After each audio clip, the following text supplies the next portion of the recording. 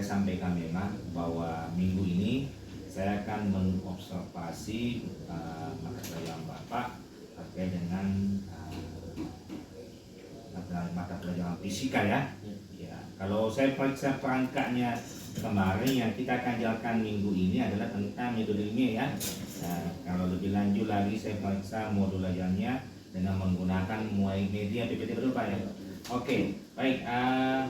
Kalau sebelum melakukan pembelajaran tentu Bapak sudah menyusun modul. Nah, kira-kira kalau boleh saya tahu apa sih tujuan yang ingin dicapai dalam pembelajaran dengan metode ini Pak? Jadi tujuannya itu bagaimana siswa atau peserta didik mampu mengenal dan memahami tentang metode ilmiah. Iya. Oh, iya. Dan juga kedepannya juga mampu mempraktikkan metode ilmiah atau menyelesaikan masalah dalam sains menggunakan metode ilmiah. Iya. Oke. Jadi ada ya tahapan-tahapan dalam metode ilmiah itu. Baik. Kalau metode ilmiah ini masalahnya tentang apa ini Pak? Memang tentang metode ilmiah ya? Metode ilmiah.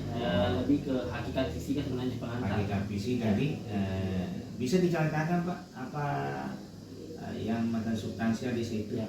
Jadi tentu yang pertama kan sebelum kita masuk metode ilmiah tentu kita harus tahu dulu, mahasiswa sudah tahu bahwa fisika itu tentu berkaitan mata pelajaran berkaitan yang tentang di dalamnya salah satunya adalah penelitian atau masalah yang terkait dalam fisika itu harus diselesaikan dengan cara ilmiah.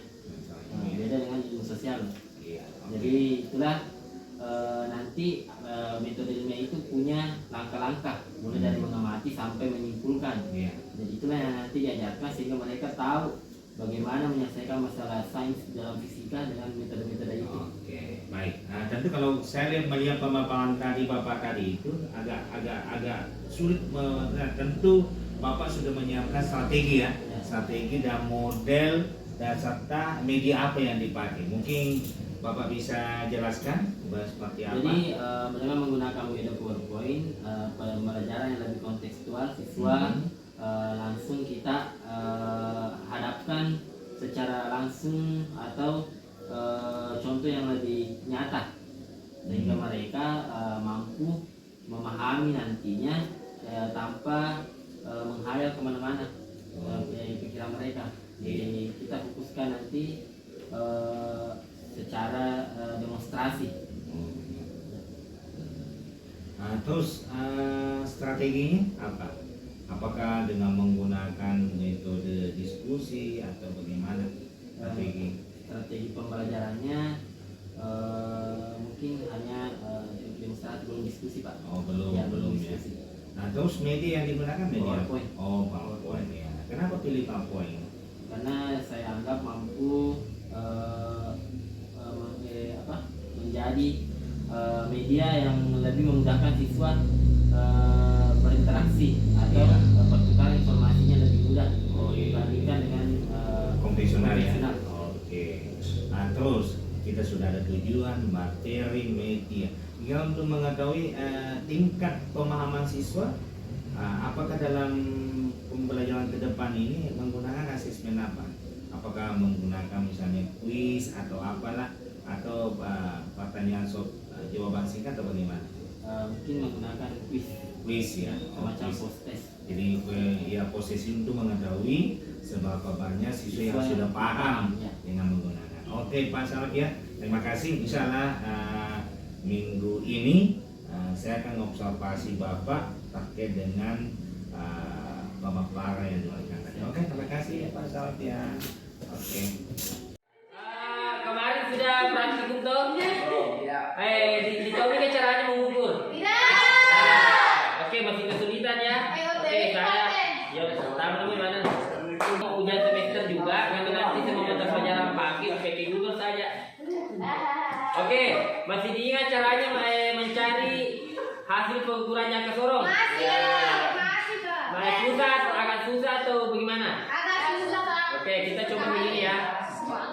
Oke, perhatikan semua. Jadi semua alat ukur itu mau jangka sorong atau penggaris sama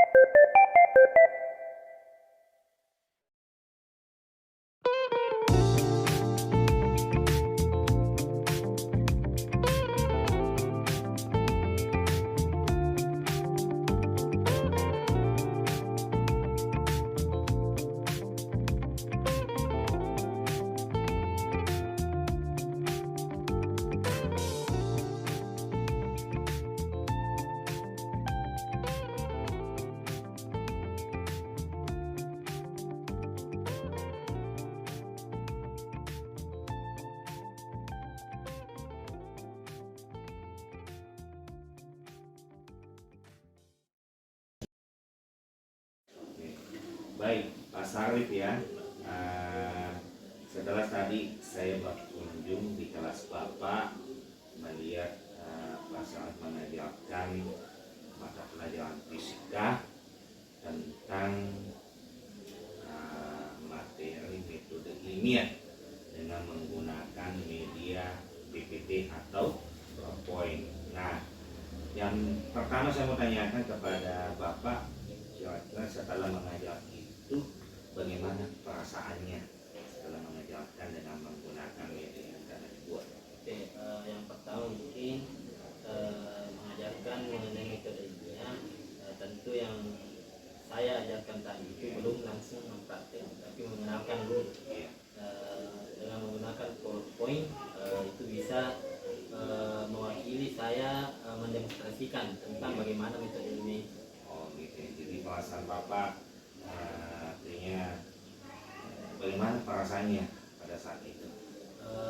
Cukup puas. Oh gitu. Mengajarkan. Berarti ada istilahnya ada responsif dari siswa ya, sehingga terjadi dua arah interaksi antara Bapak dengan siswa. Oke, baik.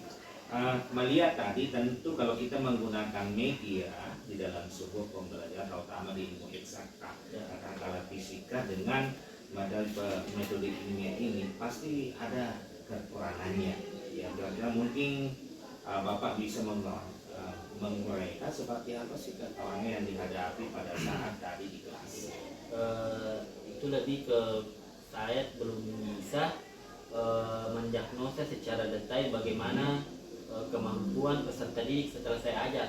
Jadi kan nanti saya juga harus membuat mereka mampu melakukan apa itu metode ilmiah. Sementara saya belum bisa menganalisis mana peserta didik yang sudah menguasai, mana yang belum. Oh iya, itu nih. Ya itu berarti tingkat penguasaan siswa yang belum bisa telah. Oke, baik. Walaupun sudah menggunakan PPT. Di balik itu pasti ada kelebihan-kelebihan dibandingkan dengan metode konvensional dengan menggunakan media PPT ini pada metode ini.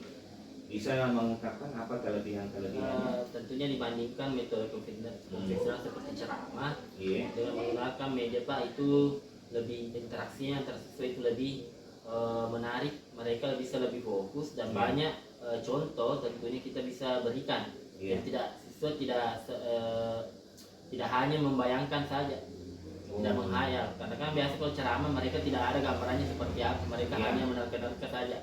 Sementara kalau dia PowerPoint ini saya bisa tunjukkan contohnya, sehingga mereka bisa lebih bisa menangkap informasi yang saya berikan. Jadi artinya dia lebih konteks ya. Ada sesuatu yang dilihat, seperti ini modelnya dengan metodenya. Oke, baik. Ini ada kekurangan, ada kelebihan.